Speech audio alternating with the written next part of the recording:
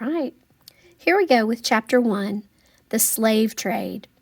Before we read, be sure that you have asked your question about the slave trade in the first box.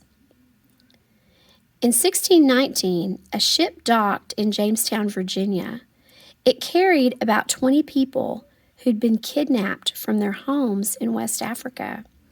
These were the very first slaves brought to America.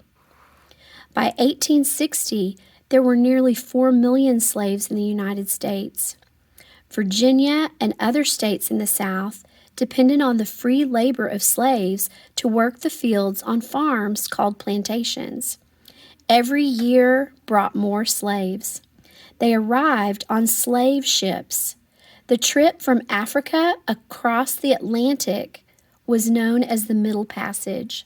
So notice, this is the Atlantic Ocean, and they're calling that the Middle Passage. And most slaves came from Africa.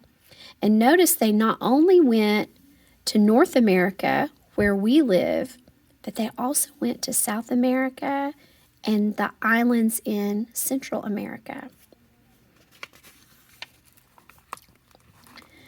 The journey typically lasted 4 to 6 weeks. However, it could take as long as 12 weeks. Even a short trip was awful. There were 2 ways for the captains to load their ships with slaves: loose packing and tight packing. Loose packing meant captains didn't take as many slaves as their ships could carry. More space and air for the slaves on board made it less likely that they would become sick and die. Healthy slaves brought a better price. Tight packing was much worse. The captain would crowd as many slaves into the ship as possible. Slaves were packed like sardines in spaces that were sometimes no more than 18 inches high. Think about how big that is. If you put your elbow on the table about to your finger, that would be probably a little bit taller than 18 inches, but about 18 inches. There was barely room to move or even breathe. The captain didn't care. He figured that the more slaves on board, the more money he would make in America. If some slaves died, so what? What was it like on a slave ship? Slaves were often chained ankle to wrist. There were no bathrooms. The slaves used buckets instead. With no way to keep their living spaces clean, slaves came down with diseases like the flu and smallpox. To save money, some captains brought along very little food. As a result, many slaves starved to death. The Middle Passage was so horrible, some slaves preferred to jump overboard and drown, or they simply stopped eating. If they survived the journey to America, slaves were sold in auctions. This meant that white people bid money to buy them, just like they might buy a horse or a cow. Each slave was sold to the person who bid the highest price.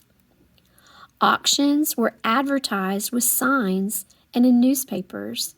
At an auction, a large group of newly arrived black men, women, and children were put on display. White people came beforehand to inspect the slaves.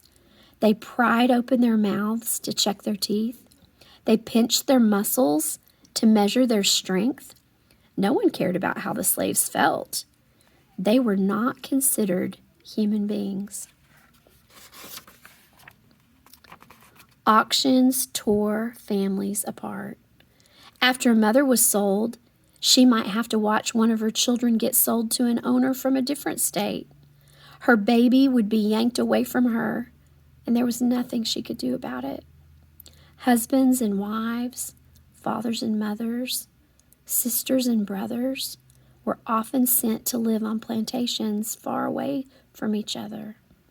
In most cases, they never saw each other again. In 1808, the United States ended the slave trade. No more slaves could be brought to America. But the law didn't change anything for the slaves already in the United States. They were still slaves, and their children and grandchildren would be born slaves. So the number of slaves in America grew and grew. The only hope for a better life for these African Americans was to escape.